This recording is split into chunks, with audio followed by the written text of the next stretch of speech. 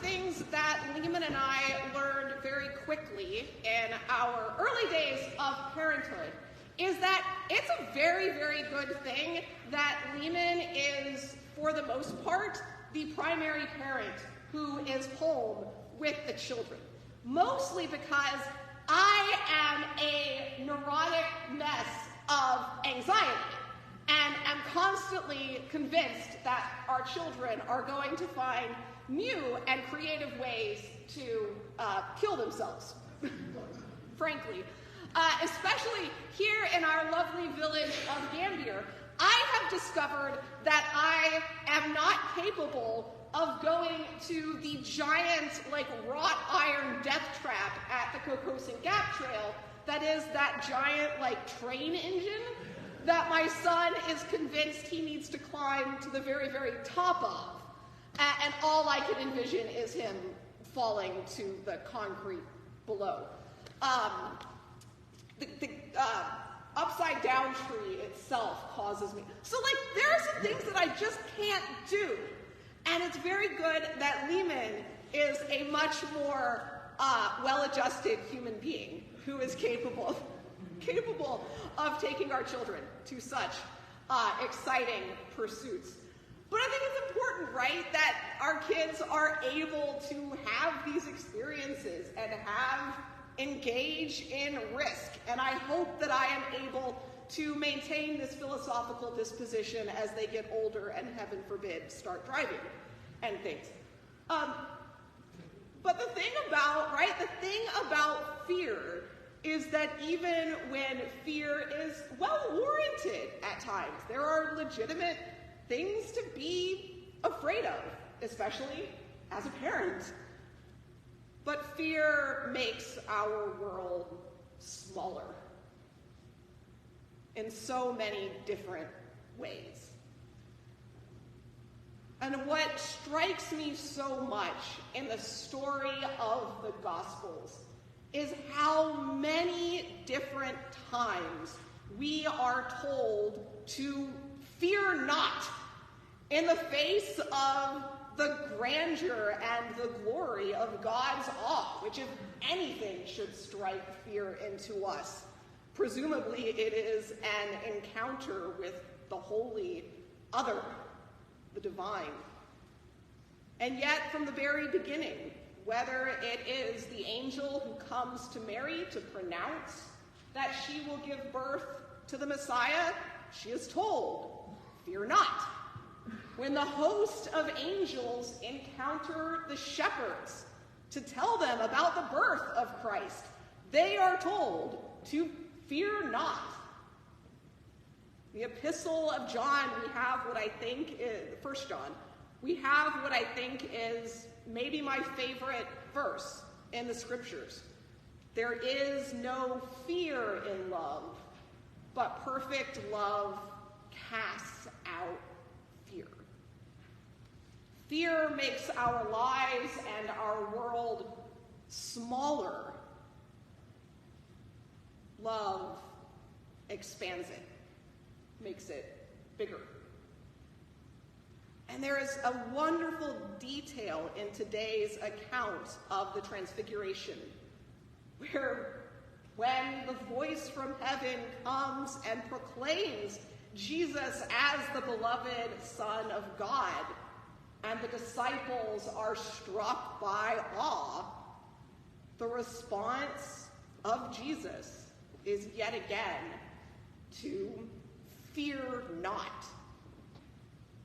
The Transfiguration is such a wonderful and vivid and theologically rich moment. And it is one of those moments that occurs in every one of the Gospels. And it is the moment that we are given in our church calendar to end this season of Epiphany. And it does make a wonderful bookend of the season. The season of Epiphany begins with the baptism of Christ, when Jesus is baptized. And again, we have that voice from heaven coming and proclaiming Jesus as the beloved Son of God that begins his ministry. And then this season of manifestation, of revealing the divine nature of Christ, concludes with this moment of the Transfiguration, which itself is a powerfully crafted moment within all of the Gospels. As we hear in the opening lines of our text this morning, it is always paired with Peter's confession of Christ as the Messiah. Peter has a wonderful moment in the Gospels when Peter, for the first time, declares Jesus as the Messiah, the Son of the living God. And after that declaration, Jesus takes his three closest friends up to this mountaintop where he is changed before them, and the nature of his glory, his divinity, what it means for him to be the Messiah, is profoundly revealed to them for the first time. And all of those details are the same in the various gospel accounts, but I love that Matthew includes this detail, which is not in any of the others. That when the voice comes down from heaven, and when Peter and James and John behold for the first time the awe and the presence of God, they are struck down with fear. And the response of Jesus in that moment is, in fact, to come to them once again in the form of their friend that they know, to come and touch them in familiar intimacy. And when they look up, that otherness and strangeness of God is once again revealed to them in the person of Jesus of Nazareth that they know and love in very real and tangible ways. And for all of the things that we can unpack about the Transfiguration, I think this moment comes down to that truth, that the heart of our faith is the wildness, the uncontainable awe and otherness of God that is, in fact, revealed to us in tangible, incarnate manifestation in this world, in the humanity and the person of Christ. Amy Frickelm, who is a writer that I very much enjoy, and I actually met here at Kenyon because she came and worked with the Kenyon Review at the spiritual writing conference that they held for a couple of years, has a great line about the Transfiguration, that it shows us the light of God is not so far beyond us that we do not encounter it in real and tangible ways in this world. And the response of that awe and fear at the presence of God manifested on that mountain is the call of Christ once again in the Gospels to fear not,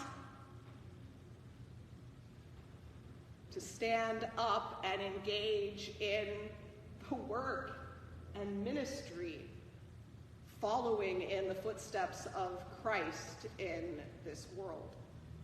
And I think it is a very, very powerful call for us to hear. Because the fact is that we do live, I feel like, increasingly in a world that is so very, very defined by fear. And I think that has always been true in various ways, but it feels increasingly and acutely true at the moment. And some of that fear is manufactured, if we are honest. We know that there are political actors with perhaps questionable ends, manipulating our fear of one another for their own power and agenda. And yet we also know that there are many sources of fear in this world that are very, very real and valid. We're in a moment where we fear for the future of democracy, the rise of Christian nationalism, frankly, in our country. Disasters of environmental proportions in our own state, making us afraid of whether or not we're actually okay to drink our water. Lehman assures me that we are, but I mean, it's real and present at our doorstep. Violence against any number of marginalized communities. That is itself an outcome of fear of one another. That is the world that we live in. And yet the reality of that fear, even when it is legitimate, so often our human response is to become smaller, to seek to hold on so desperately to what we have. And I think we see a reflection of that played out in this story of the Transfiguration as well. That moment when Peter beholds what they have experienced, when he sees Elijah and Moses there as well appearing along with the transfigured Christ, the response we have from him is, it's good to be here. Let's build houses let's build a place so we can stay here and keep this presence with us. But the response from Christ is that is not the answer to hold on to this moment, but to leave the mountaintop, in fact. And as I mentioned, the story of the Transfiguration is linked to Peter's confession of Christ as the Messiah. But it is also in each of the Gospels, as we move on from this text, linked to Jesus' first predictions of his upcoming suffering and death. There is a reason that this reading of the Transfiguration does not just end our season of Epiphany, but introduces us to the season of Lent, where we will be preparing to walk in the way of the cross, yet again, with Christ. And the manifestation of the Epiphany is the manifestation of God's glory.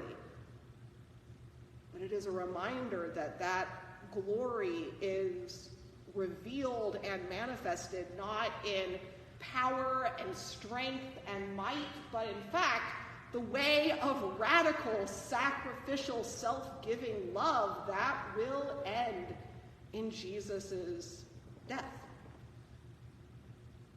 The way of love that pushes us beyond the limits of fear is not some naive denial of the risks and dangers inherent in this messy, broken world,